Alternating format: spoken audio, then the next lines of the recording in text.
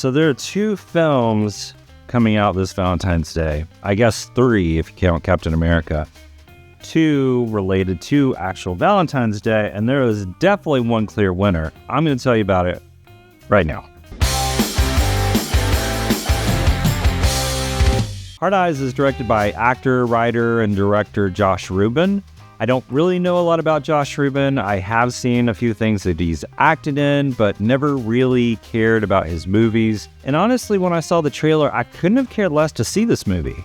Horror is not really my genre of film that I enjoy, mainly because they seem pretty much all the same in one way or another, especially when it comes to a guy in a mask walking around slowly stalking and killing people. The film world is pretty saturated with that type of character, from Michael Myers, Jason, Freddy, Ghostface, and it's sort of hard to tell that story again and make it original. But Hard Eyes actually gets there. They've tried to make Valentine's Day horror movies before in the past, like 2001's Valentine, which was terrible, and the Canadian 1981 film My Bloody Valentine. Roses are red, violets are blue.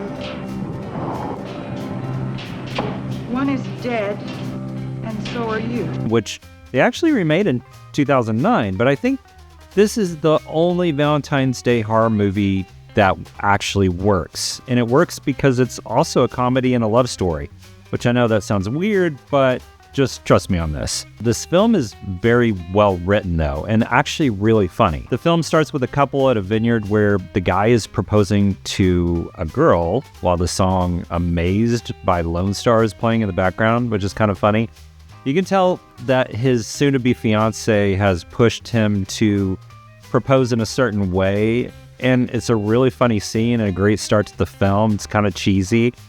Of course, you can probably guess what happens next. Hard Eyes comes in and does what he does. You find out from newscasts that he goes from city to city on Valentine's Day killing couples. He's been to Boston and Philly, and now he's tracking down lovebirds in Seattle. But why, you may ask? Well, I promise that you'll figure it out all in the end, and we'll get there. I mean, not here. You need to watch it. I'm not going to spoil it for you.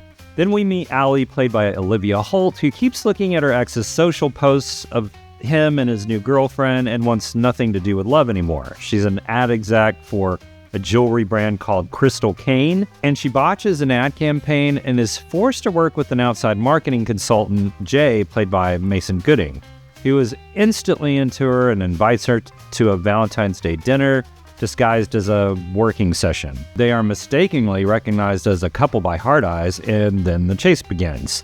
So as this is going on, there are 2 detectives, which I won't give away their names here because it's actually really funny and a great part of the story and movie. But I'll just say one of them is played by Fast and Furious actress Jordana Brewster, and the detectives are both on the case to discover who Hard Eyes is and to stop him, obviously. This film is actually a believable love story, as strange as that seems. It has rom-com elements to it, like the whole meet cute at the coffee shop. The story about why they're both single and why Allie hates the idea of love and Valentine's Day is great. But the way it's written, you actually care about these 2. I don't want to go too much into the comedy aspect of the film because I don't want to give it away, and it's a huge part of what makes this film work, but it is really fantastic. Olivia Holt and Mason Gooding work so incredibly well together. Their personalities are very opposite, but they complete each other. The comedic timing between the 2 of them is so good and so fun to watch, and when I thought the movie was over, which it wasn't, I wanted to see more of them together. Brewster and Sawa were great as the 2 detectives, and in the beginning you see what might be some chemistry there in a weird sort of way. There's a good cop, bad cop dynamic there, and Sawa does a great job playing the bad cop in a way where we know it's satire, but it's not really over the top and still very, very funny. This film is great at making fun of Valentine's Day cliches and slasher cliches while keeping the film fun, fresh, and entertaining.